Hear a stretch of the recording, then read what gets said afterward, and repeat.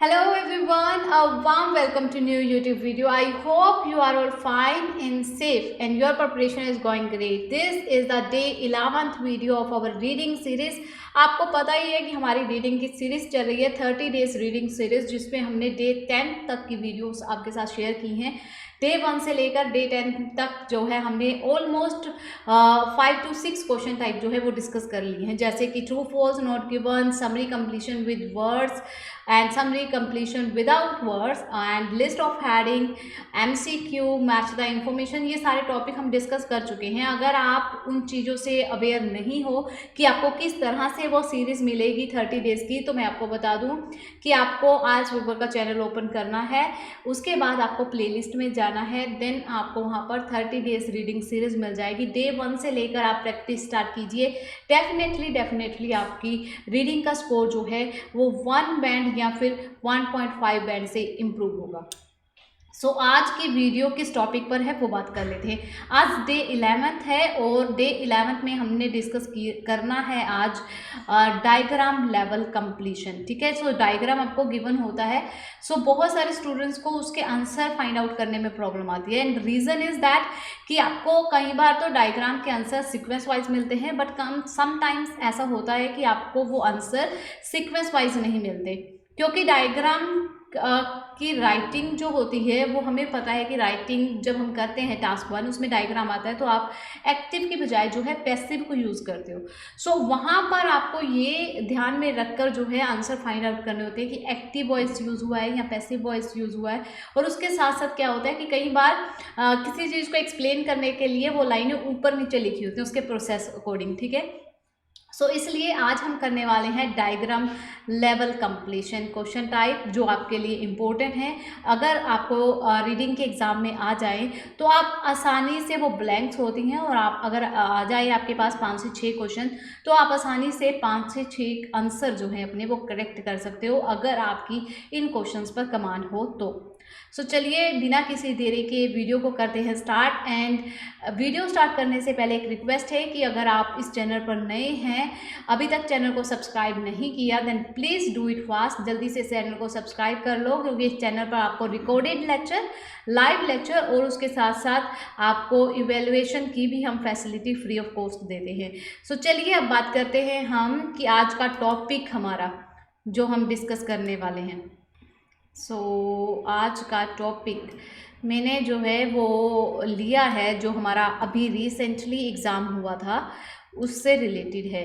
ठीक है, recently exam में ये एक्चुअल एग्ज़ाम की जो है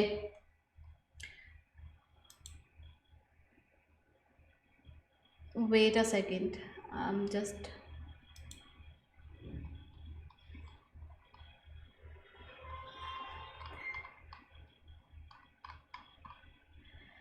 ये आपका टॉपिक है ओलंपिक टॉर्च। ये रिसेंट एग्ज़ाम में आया था और ये इसलिए चूज़ किया गया कि ताकि आपको पता चल जाए कि रियल एग्ज़ाम में भी जो है टॉपिक आपके जो है उनमें डायग्राम आता है। ठीक है, हम हाइलाइटर यूज़ कर लेते हैं। तो ये है आपका टॉपिक। सबसे पहले आपको टॉपिक की हेडलाइन रीड आउट करनी है, द ओलंपिक टॉर्च, यानी कि किसी टॉर्च से रिलेटेड, जो कि किसी ओलंपिक, यानी कि जो हम ओलंपिक गेम्स देखते हैं उससे रिलेटेड जो टॉर्च है उसके बारे में पूरी हिस्ट्री लिखी हुई है। ये हिस्ट्री है, एक तरह की हिस्ट्री। अगर आप मेनली देखो तो यहाँ पर आपको फर्स्ट लाइन पढ़ोगे तो भी आपको क्लियर हो जाएगा। Since 776 BC when a Greek people held their first ever Olympic games, the games were hosted every 4 hours at Olympic city। ठीक है, ओलंपिया सिटी जो है वहाँ पर लोग जो है ओलंपिक गेम्स करते थे। गेम्स से रिलेटेड है। टॉर्च आपको पता है, जो मशाल जगाई जाती है जब गेम स्टार्ट होती है, उससे रिलेटेड टॉपिक है। हमारे बेसिकली क्वेश्चंस जो है वो डायग्राम से रिलेटेड आज हम डिस्कस करेंगे। मैं बाकी के क्वेश्चन नहीं कर रही। 36 से लेकर 40 जो क्वेश्चन है वो आज हम डिस्कस करेंगे। लेवल द डायग्राम बिलो। आपको इंस्ट्रक्शन दी गई है no more than 3 words, 3 word से ज़्यादा आपको नहीं लिखने हैं, और डायग्राम आपको ये दिया हुआ है। ठीक है, डायग्राम को आपको किस तरह से रीड आउट करना है वो देख लेते हैं। जरा से मैं इसको हाईलाइट का कलर चेंज कर लूँ ताकि आपके लिए विजिबल हो सके। यहाँ पर उन्होंने कहा स्ट्रक्चर, कि क्या स्ट्रक्चर वो फॉलो करते हैं। क्या स्ट्रक्चर वो फॉलो करते हैं। ये structure of 1996 and 2000 Olympic torches, Olympic torches यानी कि ओलंपिक गेम्स में जो टॉर्चेस यूज़ होती थी उसका क्या स्ट्रक्चर था। सो ये यहाँ पर ये आपको ये मशाल दिख रही होगी, ये मशाल दी गई है और ये मशाल के अंदर क्या ऐसी चीज़ वो लगाते थे उसके बारे में आपको लेबलिंग करनी है। लेबलिंग होता है डायग्राम लेवल कंप्लीशन का मतलब होता है लेवल, यानी कि ये पार्ट जो ये सर्कल जहाँ पर ये एरो आ रही है इस पार्ट का जो है लिंक इस लाइन से, ये पार्ट जो है किस बारे में दर्शा रहा है। अब ये जो थिन फ्यूल पाइप है वो कह रहे हैं कि ये जो पाइप है ये यहाँ से लेकर यहाँ तक जो पाइप है ये थिन फ्यूल पाइप है, ठीक है। सो उसके बाद ये जो क्वेश्चन है आपका, ये नीचे वाला हिस्सा ये और यहाँ से ये वाला हिस्सा, ठीक है, ये दोनों मिलकर ये चीज़ बता रहे हैं कि कौन सी वो स्मॉल डैश है, ठीक है। सो इसी तरह से ये पाइप के बाहर वाले हिस्से की बात की गई है, तो ये वाला यहाँ पर है। ये जब भी आपको करना है तो बहुत ध्यान से देखना है। आप देखिए कि हमने 36 से क्वेश्चन करना, 36 आपको यहाँ पर दिया है, ठीक है, 37 आपको यहाँ पर दिया है, 38 आपको यहाँ पर दिया है, 39 आपको यहाँ पर दिया, यानी कि नंबरिंग भी आपकी बिल्कुल अनइवन है, बिल्कुल सेम सिमिलर नहीं है। यानी कि यहाँ से नहीं है कि 36, 37, 38, 39 एंड 40 ऐसे नहीं आपको दिए गए, उल्ट पुल्ट दिए गए। इट मीन्स कि आपकी जो लोकेशंस हैं वो भी आपको सेम यानी कि सीक्वेंस वाइज नहीं मिलेंगी। सो आपको थोड़ा सा फोकस रहने की ज़रूरत है। सबसे पहले आपको क्या करना है, देखना है कि आपको डेट्स दी गई हैं तो आपको डेट्स फाइंड आउट करनी इजी हो जाएंगी। उन्होंने स्ट्रक्चर की बात की है। अब सेकंड स्टेप आपका क्या है, सेकंड स्टेप है आपका लोकेशन फाइंड आउट करना। लोकेशन हम किस तरह से फाइंड आउट करेंगे, आपको सबसे पहले क्या करना है के यानी कि कीवर्ड फाइंड आउट करने हैं। देन आपको करना है एल यानी कि लोकेशन फाइंड आउट। देन आपको करना है रीड एंड देन आपको करना है ए आपका आंसर, ठीक है। KLRA ये टेक्निक आपको फॉलो करनी है जब भी कोई डायग्राम आपके पास आता है। K means find the keyword, L means find your location, L means location, R जो है वो आपका क्या है, आपकी रिसर्च, यानी कि आपको रीड इट केयरफुली, आपको जो लोकेशन मिली है उसको अच्छे से रीड करना है carefully. Then a choose your correct answer, आपको आपका आंसर करेक्टली चूज़ करना है। सबसे पहले हमारा जो है वो क्या है कि हमें कीवर्ड फाइंड आउट करने हैं। वो कीवर्ड फाइंड आउट करने हैं जिनके ऊपर आपको लोकेशन मिलेगी।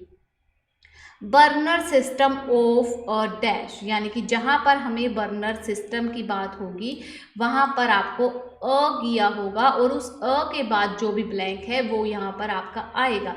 इसको आपको रीड करने की ज़रूरत नहीं है कि ये थिन फ्यूल पाइप है, आप चाहो तो इसे ना भी रीड करो। उसके बाद उन्होंने कहा a brass value with many small dash, यानी कि जहाँ पर आपको ये ब्रास वैल्यू दिखेगा वहाँ पर आपका आंसर होगा with many small small dash, कि क्या थी स्मॉल स्मॉल छोटे छोटे क्या थे वहाँ पर, ठीक है। नेक्स्ट उन्होंने कहा द प्रेशराइज्ड फ्यूल अराइजेज, जो फ्यूल है वो बढ़ गया, ठीक है। प्रेशराइज यानी कि उसको दबाव देने से क्या हुआ, प्रेशर देने से क्या हुआ, फ्यूल जो है वो राइज हो गया फ्रॉम द इम्प्रूव्ड, यानी कि उसे इम्प्रूव कर दिया गया। किस तरह, किसके द्वारा उसे इम्प्रूव्ड किया गया वो यहाँ पर आएगा, ठीक है। देन है the liquid fuel mix of dash, जो लिक्विड फ्यूल था उसे मिक्स किया गया, यानी कि उसे कंबाइन किया गया किस किस के द्वारा, सोर्टिंग, जब उसे सोर्ट किया गया, स्टोर किया गया, तब उसे क्या क्या उसमें मिक्स किया गया वो आपको यहाँ पर लिखना है। Dash coated by aluminium base, जो उसका बेस है, यानी कि ये जो बेस है 36 का आंसर है ये आपका, ये उसका अल्युमिनियम बेस है, उसे किसके द्वारा कोट किया जाता है, ठीक है, किसके द्वारा कोट किया जाता था वो आपको लिखना है। कोई ऐसी चीज़ है जिसे कोट किया जाता है एल्युमिनियम बेस के द्वारा, वो आपको यहाँ पर लिखना है। और हम आंसर जहाँ पर हमें 1996 एंड 2000 मिलता है वहाँ से हम रीड करना स्टार्ट करेंगे ताकि हमें हमारे आंसर मिल जाए। चलिए अब ये देखो, एक तो यहाँ पर 1996 एंड 2000 मिल रहा है, उसके बाद जो है 2000 यहाँ पर भी आपको मिल रहा है, टॉर्च 96 यहाँ पर भी मिल रहा है, क्योंकि नंबर सर्च करना थोड़ा इजी हो जाता है। यहाँ पर 96 मिल रहा है, दैन 72, 56, ठीक है, उसके बाद 36, यानी कि उसके बाद की बात नहीं है। सो यहीं पर जो है वो बात की गई है। अब हम जो है इसको देखते हैं, यहाँ से हम पढ़ना स्टार्ट करेंगे क्योंकि यहीं से हमें लोकेशन मिल रही है, ठीक है। यानी कि ये लोकेशन की बात कर रही हूँ कि जहाँ पर उन्होंने कहा था, ठीक है। उन्होंने कहा the torch at the 1996 Atlanta summer Olympics is equipped with an aluminium base, कि टॉर्च जो है 1996 में जब समर ओलंपिक्स हुए थे उस टाइम पर उसका बेस जो है वो अल्मुनियम का था, और उन्होंने भी वही बोला है कि अल्मुनियम बेस था। दैट अकोमोडेट जिससे क्या है, अब टॉर्च क्या थी, टॉर्च क्या थी, वही बर्निंग, जो बर्न कर रहा था ना, क्योंकि यहाँ से अगर आप पढ़ोगे ना यहाँ से तो आपको मिलेगा, ये देखो, the liquid fuel made its first appearance at 1972, की जो प्रमोट कर दिया गया जो गेम्स में। Since then the torches have been using fuel which pressurized into a form of liquid when the fuel are burned and then turn on the gas and to produce a flame. तो एक burning flame होती थी, ठीक है, उसी की बात तो वो कर रहा है, बर्निंग सिस्टम की बात कर रहा है। उसके बाद उन्होंने कहा कि जो बर्निंग सिस्टम था वो इक्विप्ड था एल्युमिनियम बेस से, दैट अकोमोडेट हमें गिवन है, उसके बाद हमें ब्लैंक्स है, उसके बाद आपको क्या है, ब्लैंक दिया हुआ। ब्लैंक में क्या आएगा आपका, टाइनी फ्यूल टैंक, ठीक है। सो ये आपको फर्स्ट जो है यहाँ पर आंसर मिल जाएगा। देखिए ये जो हिस्सा है उन्होंने कहा ये क्या है, अल्युमिनियम बेस है और इसको अकोमोडेट किया जाता है, यानी कि स्टार्टिंग में आ जाओ, इसको अकोमोडेट किया जाता है, मतलब इसको चलाया जाता है किसके द्वारा, और डैश टाइनी फ्यूल टैंक। सो यहाँ पर आपका जो है, मैं टेक्स्ट ऐड करती हूँ, आपको गिवन है, सो आपको नहीं लिखना, हमें 3 वर्ड गिवन है, टाइनी फ्यूल टैंक, ठीक है।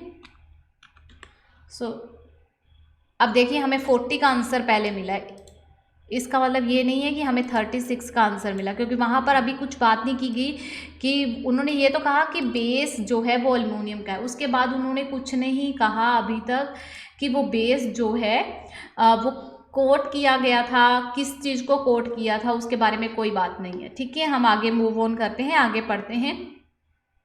आपको क्या है, इसी सारे कीवर्ड ऐसे चूज करने हैं कि आपको दिमाग में वो कीवर्ड रहे, ठीक है। अब उसके बाद यहाँ तक हमने पढ़े एज द फ्यूल अस्टेंट। अब देखिए हमने पढ़ा था कि फ्यूल जो है, अब यहाँ पर कहा गया है एस्टेंट, वहाँ पर आपको दिया गया है राइस, दिया है ना, RISE, राइज का मतलब होता है बढ़ना, इंक्रीज होना, अस्टेंट का मतलब भी होता है इंक्रीज होना, यानी कि चढ़ना, चढ़ना और बढ़ना दोनों ही एक बात है। थ्रू द मॉडिफाइड, मॉडिफाइड वहाँ पर आपको वर्ड यूज़ किया गया था, मॉडिफाइड की जगह पर इम्प्रूव्ड, ठीक है। इम्प्रूव्ड के बाद आपके पास ब्लैंक था, तो ये आ गया हैंडल, ये आपका आंसर मिल गया आपको, ठीक है। अब हम चलते हैं जहाँ पर फ्यूल राइज एंड इम्प्रूव्ड की बात है।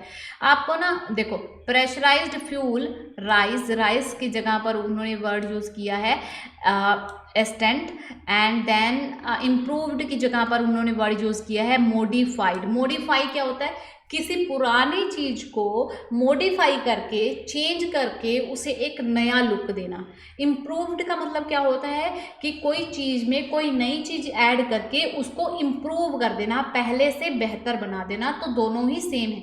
अब यहाँ पर आपको सिनोनिम काम नहीं करेंगे, यहाँ पर सिमिलर वर्ड्स काम करते हैं, और मैं ऑलरेडी एक वीडियो अपलोड कर चुकी हूँ जहाँ पर हमने आपके साथ डिस्कस किया था कि राइट लोकेशन कैसे फाइंड आउट करें।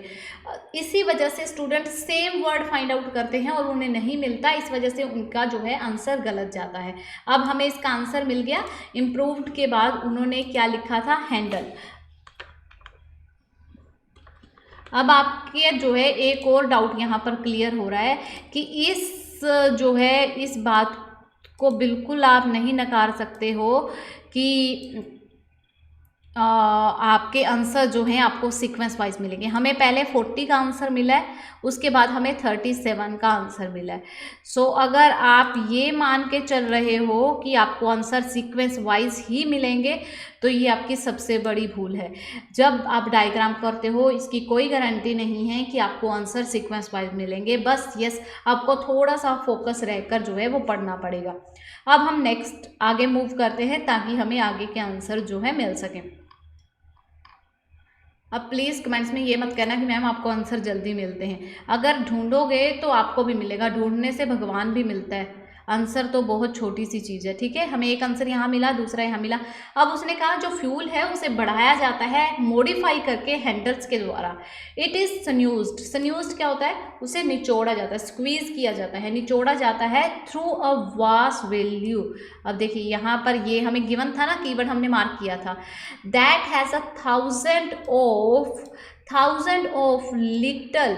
थाउजेंड वहाँ पर वर्ड यूज़ है आपका मैनी, लिटल की जगह वर्ड यूज़ है आपका स्मॉल, एंड उसके बाद स्मॉल के बाद आपको ब्लैंक्स है यानी कि ओपनिंग। अब मैं आपको दिखाती हूँ कि कहाँ पर आपको लोकेशन मिली और किस तरह से मिली।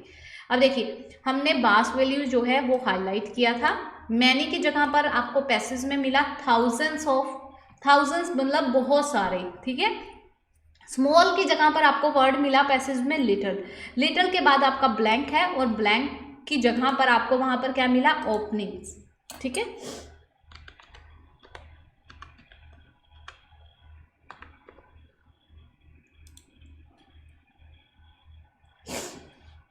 चलिए आप मूव करते हैं नेक्स्ट। समझने की कोशिश किया करो डायग्राम को, डायग्राम बहुत इजी होते हैं। उन्होंने कहा कि जो टॉर्च थी 1996 में समर ओलंपिक्स में यूज़ की गई थी, उसका बेस जो है वो एल्युमिनियम का था और उसे अकोमोडेट करती थी, उसे चलाती जो थी वो थी टाइनी फ्यूल टैंक, कि फ्यूल टैंक के थ्रू जो है उसे ऑपरेट किया जाता था। उस फ्यूल को बढ़ाया जाता था, मॉडिफाई किया जाता था हैंडल्स के द्वारा, फिर उसको निचोड़ कर जो है बहुत छोटे छोटी ओपनिंग्स जो समागम होते थे या जो वहाँ पर प्रोग्राम होते थे उसमें यूज़ किया जाता था। As the fuel passes through the tiny opening, जैसे ही फ्यूल पास होती थी डिफरेंट ओपनिंग्स में, इट एक्यूमुलेट प्रेशर, इससे क्या है? प्रेशर्स निकलता था, ठीक है। इससे क्या होता था? वो प्रेशर निकलता था। Then once it makes it the way through the opening the pressure decrease, जैसे ही प्रेशर डिक्रीज होता था the liquid becomes gas, liquid जो है वो गैस बन जाती थी। So it can bump up, then ये बम्प हो जाती थी, ठीक है। उसके बाद उन्होंने कहा the torch in 1996 was fueled by, कि जो टॉर्च है 96 में वो फ्यूल्ड होती थी किसके द्वारा? प्रोपलीन के द्वारा। A type of substance that could give out a bright flame, कहते वो इस गैस के द्वारा जो है वो चलाई जाती थी। ये कोई गैस है प्रोपलीन, इसके द्वारा चलाई जाती थी, जो क्या करती थी? एक ब्राइट फ्लेम देती थी, मतलब बहुत ज़्यादा जो उसकी मशाल थी जब वो जगती थी तो बहुत ज़्यादा ब्राइट थी। However, since propylene was loaded with of the carbon, कि जो propylene गैस है उसमें बहुत सारा कार्बन होता है, it would produce plenty of smoke. So इससे क्या प्रोड्यूस होता था? स्मोक, धुआं प्रोड्यूस होता था, which was detrimental to the environment, जो कि खतरनाक था हमारे इन्वायरमेंट के लिए। अब यहाँ तक हमें कोई क्लू नहीं मिला है, क्योंकि कुछ भी नहीं मिला यहाँ तक हमें कि क्या बात हो रही है। हमने जो कीवर्ड अंडरलाइन किए हैं वहाँ तक नहीं मिला।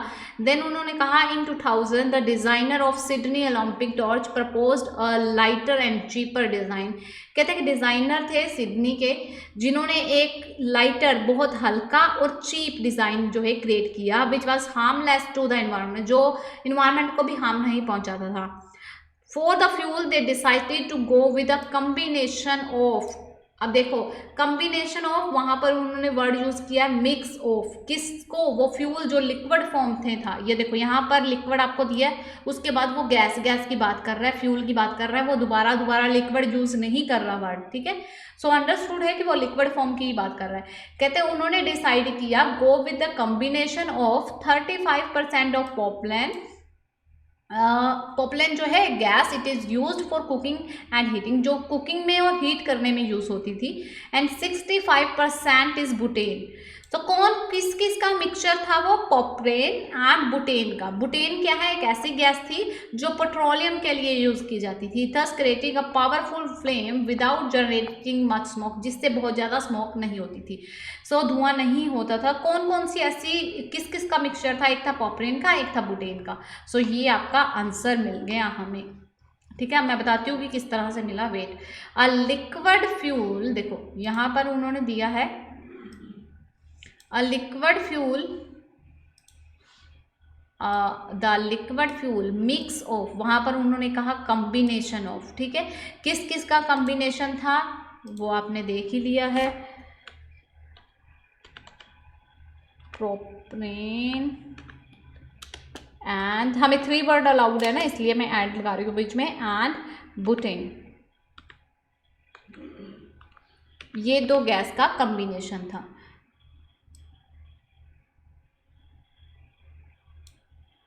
ठीक है, चलिए ये भी हो गया। अब लास्ट बचा है, इसके बारे में अभी तक कोई बात नहीं हुई कि उसे किस तरह से जो है कोट किया जाता था, तो वो देख लेते हैं हम फटाफट से।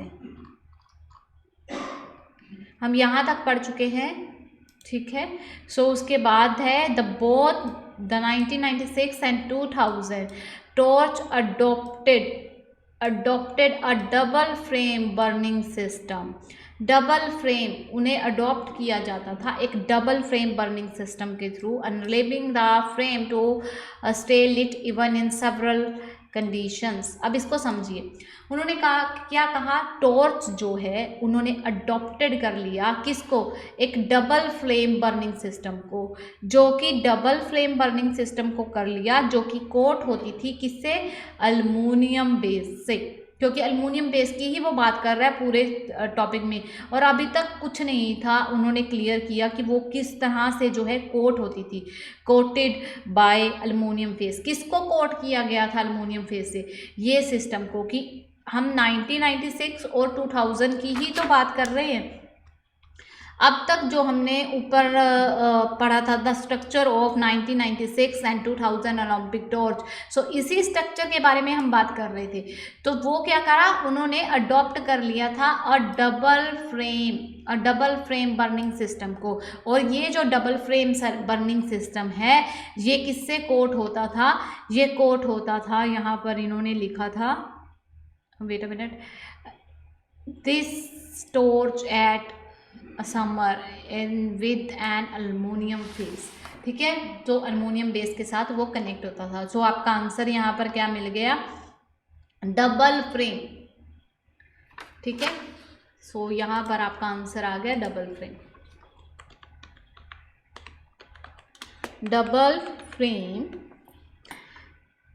Double frame coating